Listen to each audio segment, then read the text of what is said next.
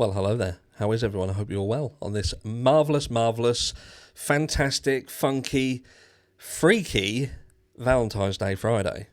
I hope you're all having a fantastic day. You're looking absolutely amazing. And look, again, if you're not into Valentine's Day or you're not in a position where you're going to really benefit from it, think yourself lucky. Because if you're in a relationship, Valentine's Day, it's going to cost you money. It's going to cost you money. Do you know what I mean? That's just the way it is. And look at me. My birthday yesterday, 13th of February birthday, day after Valentine's Day. What I should really do is just ask for money. Don't get me any presents. Just money, everyone. And then get money and then use that to pay for Valentine's Day. But don't tell anyone. Don't tell anyone. Keep that to yourself as a secret. But anyway, let's get straight into the meat and potatoes. I did a video yesterday, right? It was talking about Liam Payne, and like everyone's fucking piling on now, innit? And I did speak to Brian Harvey yesterday as well. Brian Harvey, for those of you who want to know, he is decorating his home. He's working like a fucking trooper to get his house spick and span, working and doing everything that needs to be done in that house. But he is okay. He is fine, albeit he's a little bit... we're not young men anymore, so this sort of work, this hardcore labouring, that takes its toll. But he is coming back. We will be together again at some point, so keep your eyes peeled. I'll let you know when that's going to happen. But for now, he's sorting his house out. But yeah, we had a chat yesterday and we was talking about Liam Payne, the fact that everyone's piling it on, and look at the timing of it. Do you know what I mean? You've got Maya Henry and Kate Cassidy within a few days of each other, both coming out and discussing. And what did that coincide with? That's right, the courts reopening and this hearing with Rogelio Norris and the others. And yeah, the timing of it is really, really suspicious. And then you've got to think to yourself, right, so who's behind it, right? You've got media's behind it, because obviously media starts reporting things. Well, they do, they segment things. Like, even though it's like one interview, so they'll put the interview out, and then over the days that follow, they'll take excerpts from it, and then they'll turn that into a big heading. Like, case in point being... Liam Payne chased me with an axe, being one, and turn him into some fucking Jason Voorhees style person now. So not only is he on the D-rugs, and he's the second one was like he forced me to get an abortion, and so they're splitting them all up to make him look fucking terrible. So all these headlines are just segmented from the main piece, but across the board they look fucking terrible. And then you've got these fucking idiots as well, which I don't even understand how this is new, but apparently it is now. And just to prove a point, right? So this article was on the 13th of 13th of February at 10:18, 13th of February, and it was updated at 10:19, 13th of February. So literally yesterday. And it says, Liam Payne guest shares heartbreaking new details of his final hours. So obviously I see this and I'm thinking, new stuff. Come on, jump on. And I get on and I go to it and I go, right, what's this new stuff then?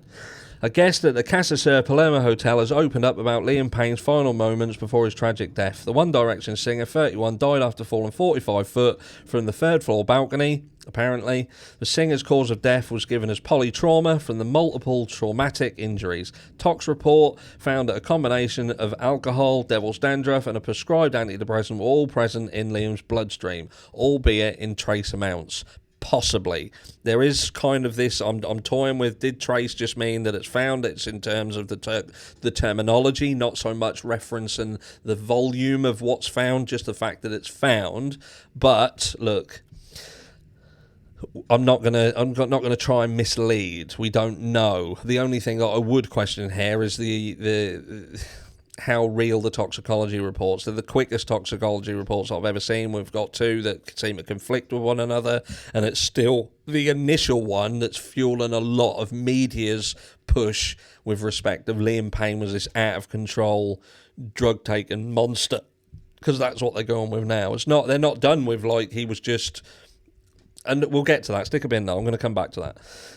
Doug, look, a guest who stayed across the hall from Liam has now shed insight into the star's final hours for the first time.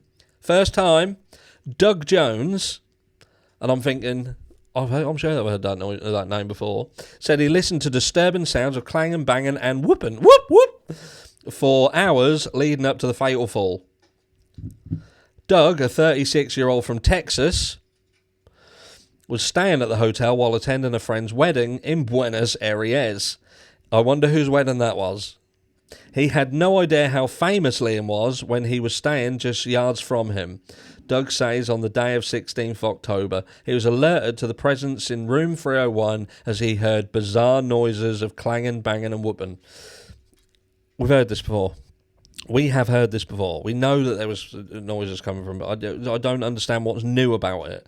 But again, it feeds into jumping on, piling it on, doesn't it? This is about how much can we ram out in a short period of time around the court hearings. Now the courts are reopened and everyone's refocusing on what happens next. Bang, bang, bang, bang, bang. Now, if this is not indicative of someone behind the scenes, we'll come back to this in a second. If that is not evidence of someone behind the scenes pulling the trigger, metaphorically speaking, and saying, right, this is what we've got to do. Because you can see it, I can hear it now, right? It's all about time, and strike them while the iron is hot. Strike them while the iron's hot. That is how media works. How can we maximise the impact of what we're doing? And you hear, like I said, the aforementioned Maya Henry and Kate Cassidy interviews, courts open, and then bang, bang, bang, bang, bang. Off the back end of them interviews, they can go, right, he did this, he did this, he did this, he did this, he did that, he's a monster. So everybody's in their mind, in the forefront of their mind is Liam Payne is just this fucking absolute psychotic nightmare who was telling people they had to get an abortion. He was chasing people with axes. Not one other female has come out and fucking complained. Not one other female has come out and said anything bad about Liam Payne whatsoever. Not one fucking person has come out, apart from these people. These people. You Google Maya Henry, right? Just Google Maya Henry. Every single fucking picture is Maya Henry with Liam Payne, Liam Payne. And this is a family who want fame. They want fame. They've got money, but money's not enough. Money can't buy you everything. It can't make you someone that makes you interesting enough for people to follow you just because you got money. And some people are just they just don't have it. Liam Payne had charisma, he was well known, and where he went the cameras went, and that is what Maya Henry wanted, in my opinion. She wanted it. She wanted the fame, she wanted the recognition, and when that went away, she got angry, she got upset, she got pissed off. Maybe there was other stuff happening in the background, but what I can't understand, and look, if things happen, I feel sorry for the girl. If there's any truth to it, then look, I'm an arsehole. But what I can't get is if it's like you open the floodgates. If someone generally comes out and says something, right, generally you'll have 50 fucking people come out. Yeah, he did this to me, he did that to me, he did that. Now what we've got to look here is someone going to come out? Because the problem is with Liam Payne is pretty much everyone knew who he was in a relationship with because he was so open with his fans. And that shot him in the foot here, because if he was secretive, if he was doing stuff that didn't really come out in the public, they could probably say, well, send somebody out to do a fucking hit piece. Yeah, I dated Liam Payne, or I saw. So that might come. We'll see. But again, and we've spoken about this with Brian Harvey, the fucking hit pieces and the things that they do and the timed nature of what they do and when they do things. So it says, this was followed by constant slamming of Liam's door as if people were coming and going non-stop. At one point, Doug says, someone tried to open his door and he was forced to yell at them to stop. With the noises from across the hall continuing, he described the noises became bizarre and manic as the day grew on. So where was he then? Was he downstairs in the fucking lobby? Because you've got people saying that he was in the lobby all fucking day on his laptop to the point where he was talking to fans, he was talking to this person, talking to that person on his laptop, then he got fucking angry, smashed his fucking laptop. This motherfucker's saying that he was basically someone that was in his room all day and there was noises and it was getting worse as the day fucking progressed. So this is another fucking story that don't really fit into the fucking timeline of what we're being told. So I just don't get it. I genuinely don't get it. Look, the shouting just sounded manic, almost insane. He revealed it in a new interview of Rolling Stone, because they're definitely fucking someone you need to listen to. I heard the loudest one around 5, and then I started hearing all the sirens, Jones revealed. So the loudest one around 5. What you heard Liam Payne hit the deck outside, again, trying to push into that. Yeah, the fall, I was there. Definitely happened. Definitely fell. Definitely fell because I heard it. I heard it. I won't be trusted again. My name's Doug. I'm from Texas. And believe me when I say I heard it. Even though Doug from fucking Texas is saying stuff that completely contradicts what other people have said about where Liam Payne was.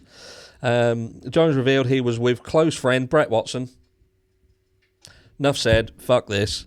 So there you go. There you go.